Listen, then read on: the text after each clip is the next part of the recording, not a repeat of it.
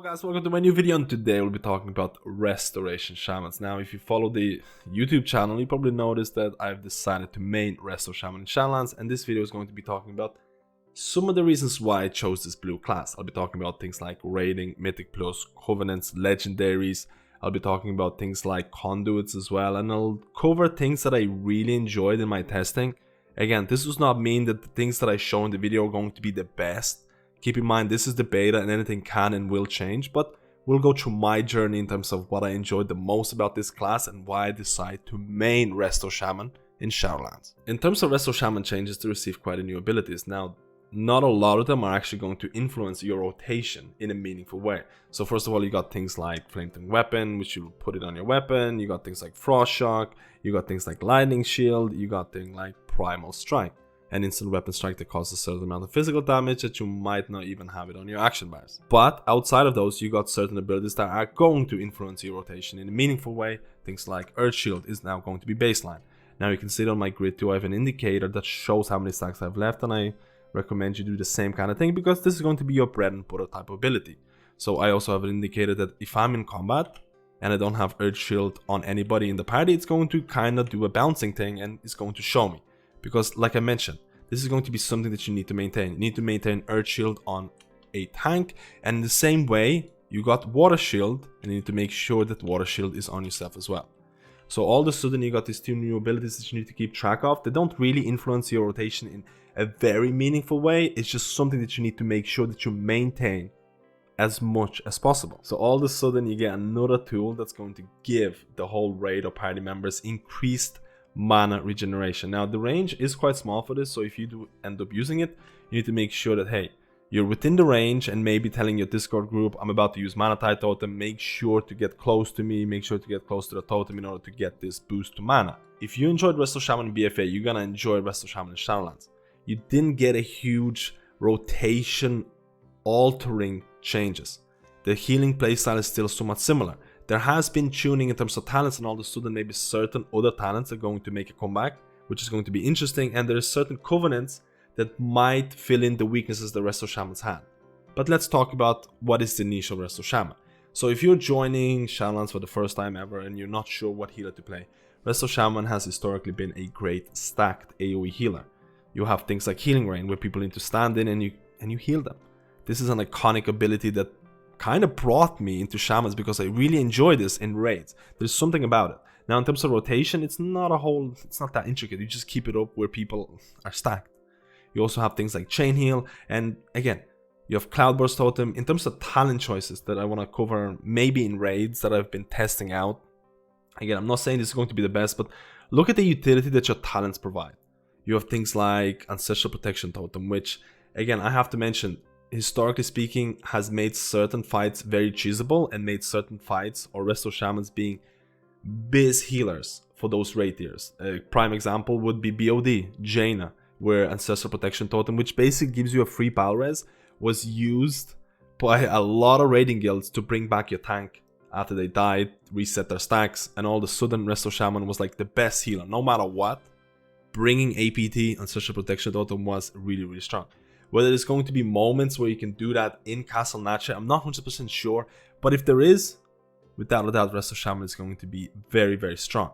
Now, if you don't use Ancestral Protection Totem, you can use a lot of other options there as well. You have Windrush Totem, which, again, Shamans can provide. This is very, very important in organized raid groups. Organized raid groups value Windrush Totem greatly, while in Pug scenarios, people don't even use it. So keep in mind, if you're doing mythic raiding content, your Windrush Totem is going to be very, very valuable.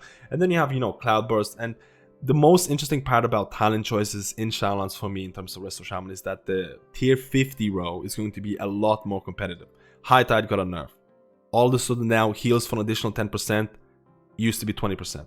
Wellsprings got a buff. Ascendance got a buff. So now, at least my early indications or my early predictions is that all of a sudden, if you're doing raid content, you might be using all of these talents at some point based on a boss. Maybe you need a 3-minute cooldown that really lines up perfectly well with a damage burst. Maybe Ascendance is going to make a comeback for a certain boss fight.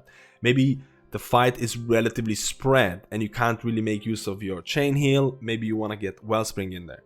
So all of a sudden I feel that Resto Shamans are going to make use of tier 50 row a lot more, because in BFA, let's be completely honest, it was basically high tide in raid situations, even in Mythic Plus, and you just spam chain heal all the time. In Shadowlands, you probably will have to be more conservative with your mana. You won't be able to spam chain heal all that much. You might need to use your filler abilities more, and you might need to make use of your Covenant abilities. Again, in the same way that I talked about raids, in Mythic Plus, I feel, again, in terms of talents, a lot of people have been running with Ascendance because High Tide got a nerf, because Ascendance gives you a 3-minute cooldown, it's very strong, it's got buffed, and all of a sudden with Prideful being a very strong component to Resto Shaman or healer performance in Mythic Plus, having a strong cooldown just for Prideful is quite important. So I feel that Ascendance might see a lot of game time in Mythic Plus scenarios. Again, Ascendance was actually used quite a bit in BFA as well, in Mythic Plus scenarios, depending on which bosses you were doing. Again, the biggest weakness of Resto Shaman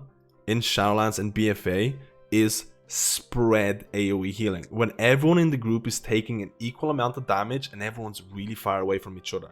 This is a big problem the Resto Shamans had for a very, very long time, which can be alleviated by certain talents, maybe priming your Cloudburst totem, maybe using certain Covenant abilities properly, and that's why I'm going to go into Covenants. Now, there is a lot of Covenant choices that are relatively decent to Resto Shamans. A lot of people might even say that Resto Shamans have the most balanced healer Covenants out of all the healers, with a lot of them being relatively equal or being a consideration both for Raid and Mythic Plus. Now, I'm going to be paying extra attention to Primordial Wave, which is gotten from Necrolord Covenant, and I feel that this is going to be a very fun ability in Raid situations, because it kind of alleviates the problem with Resto Shamans where you have a lot of issues with spread AoE healing. Now, I'm not sure if this is going to be the best by the start of Shadowlands, because anything can change, but right now it's a very competitive, a very strong Covenant ability when you combine it with certain legendaries and certain conduits in raid situations. I'm not sure if it's going to be very strong in Mythic Plus. In Mythic Plus, you might be looking at something like, I don't know, Ventier ability, which has been buffed in terms of the damage that it deals. Ventier does a ton of DPS, and it scales really well with crit, because the crits reduce the duration of the cooldown. So all of a sudden, again, it really is going to depend on what you need more in Mythic Plus. Statistically or historically speaking, when you're attending or going into Mythic Plus content, you're looking at Covenants, Legendaries, Conduit abilities that are going to be more DPS oriented. That goes for a lot of Mythic Plus players that are pushing really high-end content. And when you're going in raiding situation, it changes a little bit more. So generally speaking, you might see different builds for Legendaries, Conduits, Covenants and things like that for Mythic Plus and raids. But I'm talking about raids right now. And again, Primordial Wave, what it does is basically going to, again, it's been changed to instant cast. It's going to heal a target and apply Riptide on them. And for the next 15 or so seconds, you will be able to cast Healing Wave. And that Healing Wave is going to splash on all targets that have Riptide on them. So it's very kind of similar to what Mistweavers have with Vivify and Renewing Mist. It's kind of splash healing that you have. But with this build, you want to make sure you have as many Riptides as you can. And this synergizes really well with two different aspects. It synergizes really well with a certain conduit that a lot of people have talked about, and that is Swirling Currents. Using your Cloudburst totem or Healing Stream totem, depending on which talent you go to, increases the healing of your next 3 healing surges, healing waves, or Riptide by 20%. Now, Primordial Wave is only going to work with Healing Wave. Your next Healing Wave will also hit all targets affected by your Riptide for 100% of normal healing. The way that it works, I don't know if it's going to be fixed, I don't know if it's intended, but the way that it works with Swirling Currents and with Primordial Wave is that if I have a ton of Riptide abilities right now, if I have Riptide on this guy, if I have Riptide on this guy, if I apply Primordial Wave, and then if I click Cloudburst Totem, this is going to activate my Swirling Sands, and now all of a sudden, if I press Healing Wave, my Healing Wave is going to be increased by 20% in terms of the healing, and that's also going to be replicated to the targets that have Riptide on them because of Primordial Wave. And I'm not sure, and it only takes 1 stack of Swirling Currents. So there's definitely a very interesting interaction right now that you kind of want to chain your abilities or make sure that, hey, you want to have your Swirling Currents buff active while you're going to use your Primordial Wave. So your splash healing waves are also going to be affected by Swirling Currents.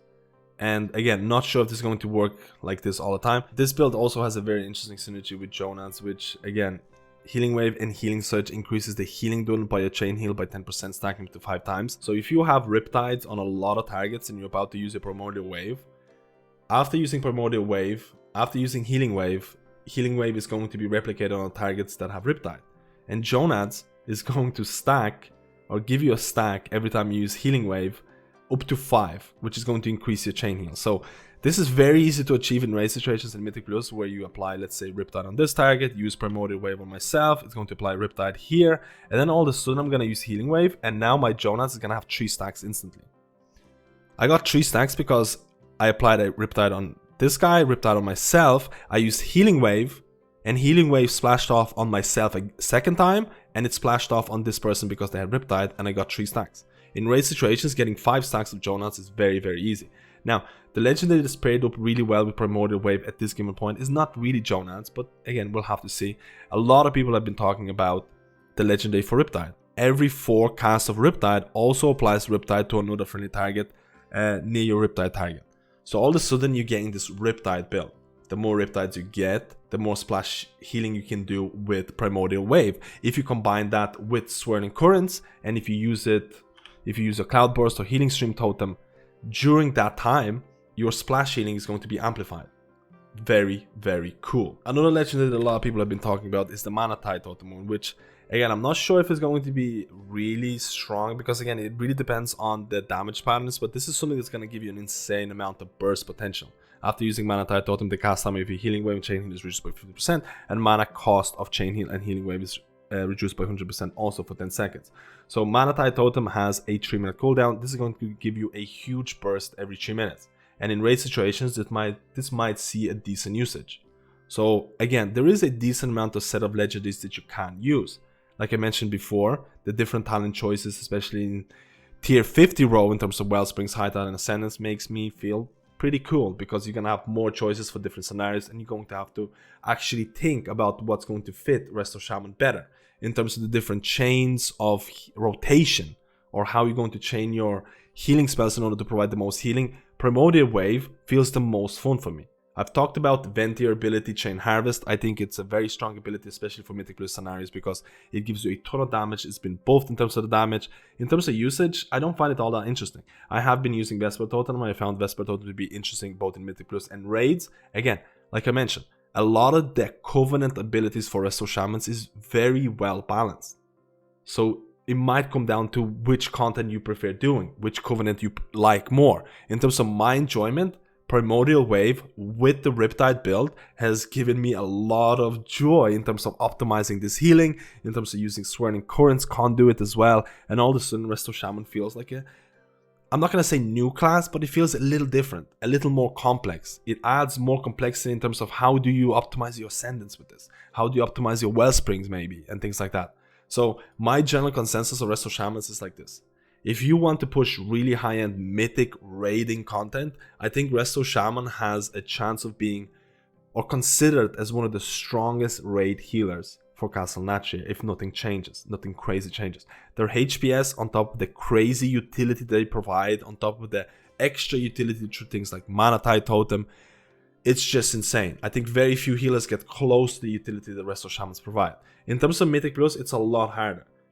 And I don't mean because Resto Shamans are terrible at Mythic Plus healing. It's just because Resto Druids exist.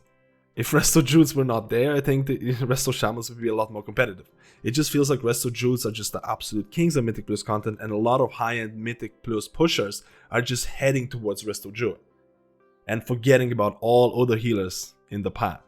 So I do feel that Resto Shaman is both fun in raids and fun in Mythic Plus content. And I feel Resto Shaman is a lot more competitive in Mythic Plus than a lot of people are talking about. I feel like you can make Resto Shaman work, and I had a lot of fun in terms of what Covenant is going to be the best and what legendaries are going to be fun for Resto Shaman in Mythic Plus. It's still yet to be decided. I have tried out the Chain Heal, Chain Lightning legendary, and it felt pretty fun, but felt somewhat situational. But I do feel there is enough choice, variety in terms of builds, in terms of legendaries, in terms of Covenants, in terms of rotation, to make Resto Shaman a very exciting healer for Shadowlands. And if you're main Resto Shaman, let me know, or if you're playing someone else, let me know, guys. And if you enjoy this content, please do subscribe and like. It helps me to keep doing this content, and I'll see you in my next guide.